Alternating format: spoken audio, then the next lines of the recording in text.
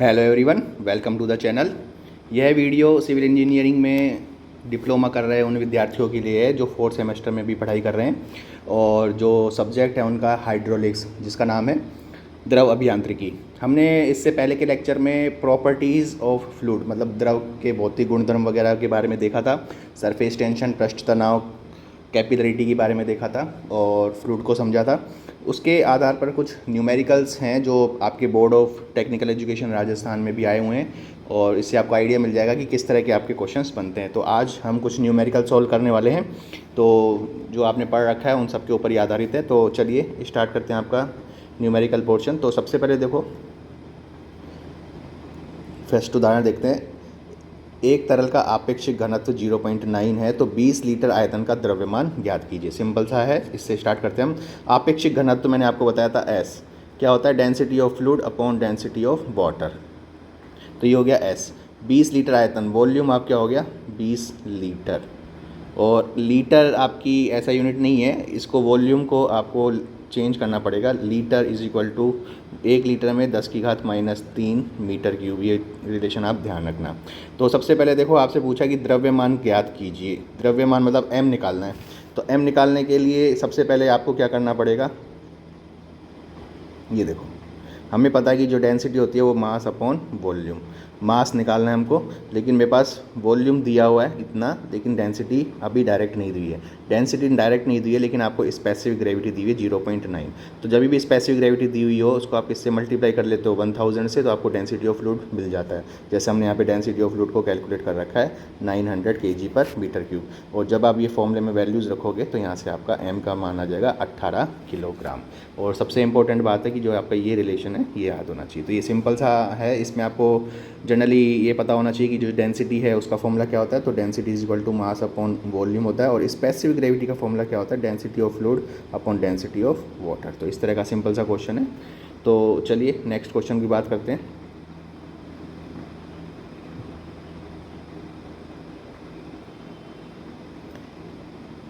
Next question देखो क्या कहता है आपका। 10 सेंटीमीटर व्यास तथा 25 सेंटीमीटर की ऊंचाई के एक बेलनाकार बर्तन में पारा भरा है। यदि पारे का आपेक्षिक घनत्व 13.6 हो तो पारे का भार ज्ञात कीजिए। भार मतलब वेट। अभी तक आप वेट पढ़ते हो mg, लेकिन मैंने आपको इस सब्जेक्ट के लिए कहा है कि वेट का आप सिंपल फॉर्मूला याद कर लो, it is rho into g into volume. तो इससे आपका निकल जाएगा। अब क्या क्या चाहिए? रो। लेकिन आपको रो नहीं दिया हुआ है, आपको आपेक्षिक घनत्व दिया हुआ है। स्पेसिफिक ग्रेविटी दी हुई है 13.6। तो स्पेसिफिक ग्रेविटी दी हुई है 13.6, तो डब्ल्यू वेट निकालने के लिए डेंसिटी चाहिए। तो डेंसिटी अगर चाहिए तो स्पेसिफिक वेट को हम 1000 से गुणा कर लेते हैं, तो ये हो जाएगा 13600। ये तो आपको याद भी होगा। जी की वैल्यू 9.81 इंटू वॉल्यूम। ये इंपॉर्टेंट है वॉल्यूम। इस क्वेश्चन में ये इंपॉर्टेंट है कि जो वॉल्यूम कैसे निकाला जाए। तो वॉल्यूम के लिए देखो क्या दिया हुआ है, एक कंटेनर दिया हुआ है। इसका जो डायामीटर है वो 10 सेंटीमीटर है और इसकी जो हाइट है वो 25 सेंटीमीटर है। तो इसका वॉल्यूम आपको अगर पता पड़ जाए तो आप वेट को इजीली कैलकुलेट कर सकते हो। यहाँ पे वैल्यू रखते हो।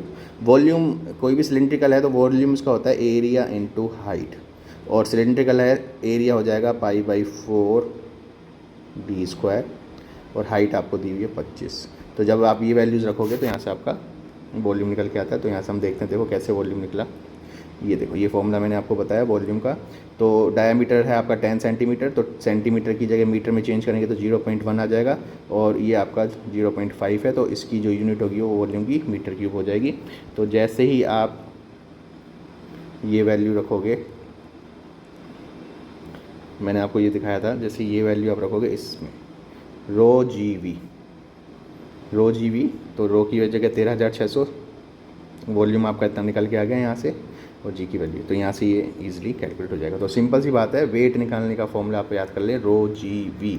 रो कैसे निकालना है? डायरेक्ट दिया हो तो डायरेक्ट रखना है, स्पेसिफिक ग्रेविटी दी हुई तो 1000 से गुना करना है। जी का मान आपको पता ही है, और वॉल्यूम हम कैसे कैलकुलेट करते हैं हमने देख ही दिया।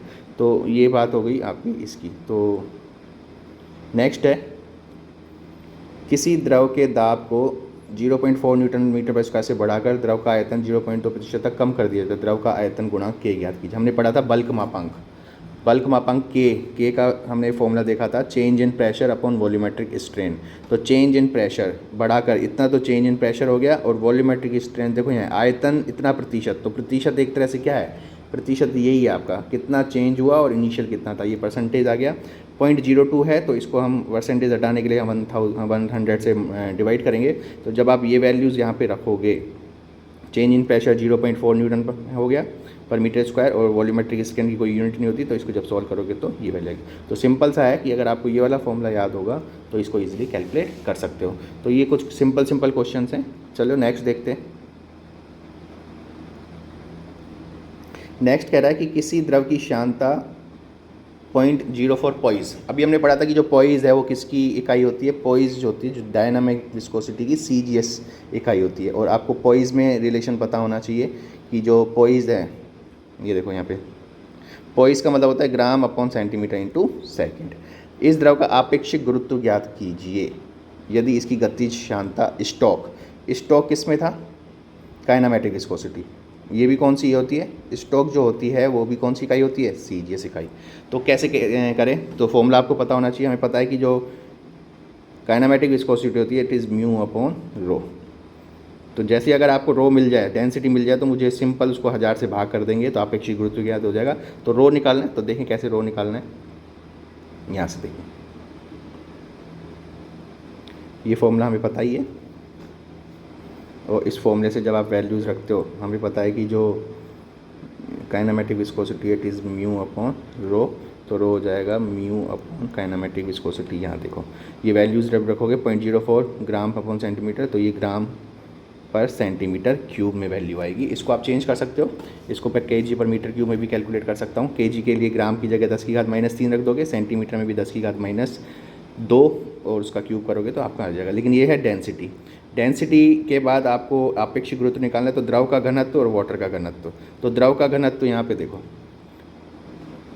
द्रव का घनत्व कैलकुलेट हो क्या है इतना, और अब चूंकि इसकी यूनिट है ग्राम पर सेंटीमीटर क्यूब, तो पानी का जो डेंसिटी होती है वो 1000 kg पर मीटर क्यूब होती है।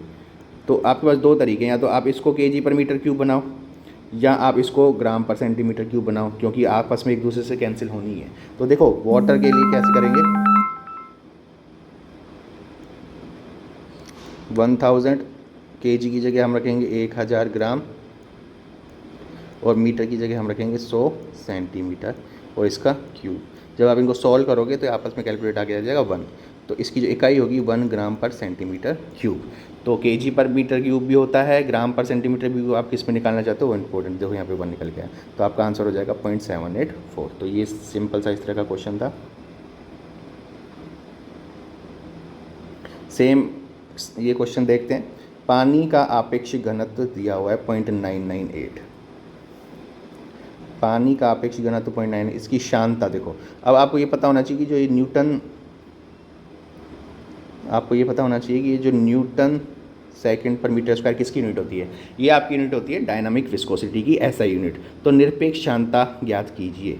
निरपेक्ष शांता मतलब काइनेमेटिक विस्कोसिटी को बोला जाता है। तो ये काइनेमेटिक विस्कोसिटी निकालनी है, और आपका आपेक्षिक घनत्व दिया हुआ है, तो वही फॉर्मूला लगेगा। तो जब आप फॉर्मूला लगाओगे, ये देखो ये वाला kinematic viscosity mu upon rho होता है, तो यहाँ पे न्यू निकालने के लिए म्यू की वैल्यू रखोगे और रो का मान रख देंगे। रो का मान रखने के बाद आपको वैल्यू निकालनी है। अब यहाँ पे ये देखना पड़ेगा कि जो म्यू है वो क्या यूनिट है, और जो रो है वो आपकी क्या यूनिट है। तो रो निकालने के लिए ऊपर चलते हैं, क्या दिया हुआ है देखो, आपको न्यू निकालना है, तो dynamic viscosity mu upon rho. अच्छा, म्यू की जगह देखो यहाँ सीधा 0.1008 रख देंगे, न्यूटन सेकंड पर मीटर स्क्वायर है ही। और डेंसिटी, आपको डेंसिटी डायरेक्ट नहीं दी हुई है, लेकिन आपेक्षिक घनत्व तो आपको पता है क्या होता है, स्पेसिफिक। उसको 1000 से मल्टीप्लाई कर दोगे तो 998। तो यहाँ से न्यू की वैल्यू इजीली कैलकुलेट हो जाएगी। तो नीचे आप देखो ऐसे ही बिल्कुल निकाला हुआ है, ये इधर 1000 से हमने मल्टीप्लाई कर दिया, तो आंसर आपका इस तरह से कैलकुलेट हो। तो ये तो सिंपल क्वेश्चंस हैं जो आपके board of technical education Rajasthan के एग्जामिनेशन में आते हैं सेमेस्टर में।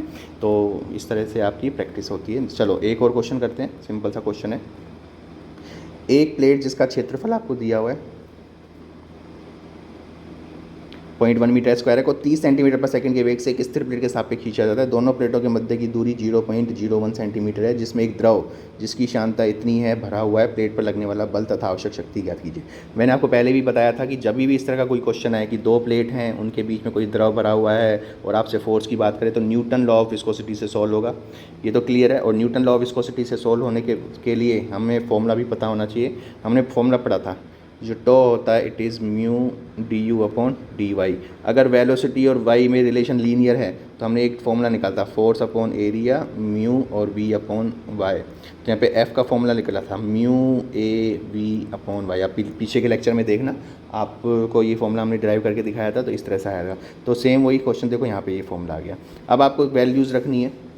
वैल्यूज़ कैसे कैसे रखें, देखो म्यू ये दिया हुआ है, एरिया इसका प्लेट का एरिया 0.1 ये दिया हुआ है, वेलोसिटी 30 सेंटीमीटर पर सेकंड दिया हुआ है, तो आप इसको चेंज करोगे मीटर पर सेकंड में तो 0.3 मीटर पर सेकंड हो जाएगा। वाई दोनों के बीच की दूरी दी हुई है 0.01 सेंटीमीटर, तो इसको भी मीटर में चेंज करेंगे। तो जब आप ये सारी वैल्यूज़ यहाँ पे रखोगे तो आपका सॉल्व क्या आएगा,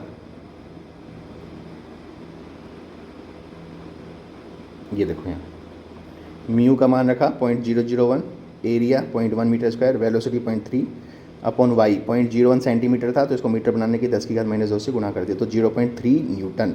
मतलब अगर इसमें 30 सेंटीमीटर पर सेकंड की वेलोसिटी आपको चाहिए तो कितना फोर्स लगाना पड़ेगा, 0.3 न्यूटन।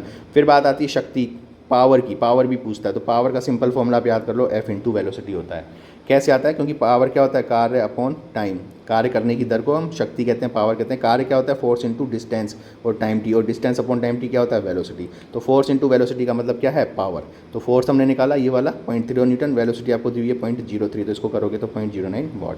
तो इस तरह से आपके क्वेश्चन आते हैं जो कि न्यूटन्स लॉ ऑफ विस्कोसिटी पर आधारित होते हैं। चलिए नेक्स्ट क्वेश्चन हमने देखते हैं। पानी की एक गोलाकार बूंद का व्यास इतना है 6 mm, यदि पानी का पृष्ठ तनाव इतना हो तो बूंद के अंदर का दाब तीव्रता ज्ञात कीजिए। हमने किया था, एक बूंद है, इसके अंदर का दाब बाहर की तुलना में कितना होता है, तो हमने फॉर्मूला निकाला था जो P = 2 सिग्मा अपॉन आर, आप देखना। और बुलबुले के लिए हमने निकाला था 4 सिग्मा अपॉन आर। तो बस आपको इस फॉर्मूले को लगाना है और हल करना है। सिग्मा दिया है 0.0725 न्यूटन पर मीटर होता है, फोर्स क्योंकि F/L होता है। रेडियस डायमीटर आपको दिया 6 mm, तो 3 mm है, तो इसको 3 × 10⁻³ कर लेंगे, मीटर में आ जाएगा। तो ये वैल्यूज जब आप रखोगे इस फॉर्मूले में तो ये सोल्व करोगे तो आपकी ये वैल्यू निकल के आ जाती है। सिंपल फॉर्मूला बेस्ड क्वेश्चन है, अगर आपको ये फॉर्मूला याद है तो इसको ईजिली से कैलकुलेट कर सकते हो।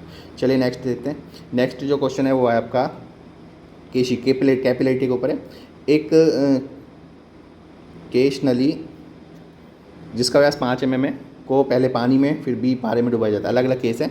यदि पानी का पृष्ठ तनाव इतना है और पारे का पृष्ठ तनाव इतना है तो दोनों स्तरों में केशी का ऊंचाई ज्ञात कीजिए। पारे का आपेक्षिक घनत्व 13.6 तथा संपर्क कोण 130 डिग्री है। अब पारे के लिए तो संपर्क कोण दिया हुआ है, लेकिन पानी में जब डुबाया जाता है तो संपर्क कोण नहीं दिया। मैंने आपको पहले ही बताया था कि अगर संपर्क कोण नहीं दिया हो तो आप मान लीजिए कि शुद्ध जल है, प्योर वाटर है, जिसके लिए थीटा की वैल्यू आपको क्या लेनी है, 0 डिग्री। तो देखो नली का व्यास दिया हुआ है D 5 mm, तो इसको सॉल्व चेंज कर दिया। पृष्ठ तनाव दिया हुआ है, ये दिया हुआ है। पारे का पृष्ठ तनाव दिया हुआ है, ये वैल्यूज़ दी हुई हैं। तो पहले हम देखते हैं कि पानी के लिए कैसे करें। तो फॉर्मूला आपको पता होना चाहिए, H = 4 sigma cos theta upon rho GD।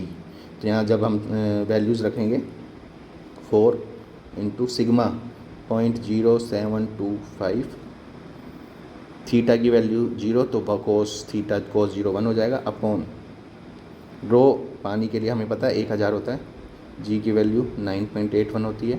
Diameter दिया हुआ है आपको, देखो डायामीटर कितना दिया हुआ है 5 mm। तो देखो ये यहाँ पे हम वैल्यूज़ रखते हैं सारी, इस वाले में वैल्यूज़ रखते हैं 4 sigma cos theta upon rho GD। तो इसको सॉल्व करोगे तो 5.91 mm प्लस पॉजिटिव आ रहा है, इसका मतलब राइज करेगा। सेम पारे के लिए भी सेम फॉर्मूला लगा देंगे, सब वैल्यूज़ को रखेंगे। यहाँ पे थीटा 130 डिग्री दिया हुआ है, 4 सिग्मा 0.52 थीटा 130, डेंसिटी 13,600 आपको पता ही है, 9.81 और 5, तो इसको सॉल्व करोगे तो -2 mm। ये देखो -2 mm, -2 mm आपको क्या दर्शाएगा, यहाँ पे राइज नहीं हो रहा है, यहाँ पे क्या हो रहा है, फॉल हो रहा है। तो इस तरह से हम चीज़ों को सॉल्व करते हैं। तो इस लेक्चर में हमने कई सारी चीज़ों के बारे में डिस्कस किया जो कि आपके न्यूमेरिकल्स हैं, उन सब के बारे में था। तो नेक्स्ट क्लास में हम एक और लेक्चर के साथ आगे चलेंगे। Thank you very much.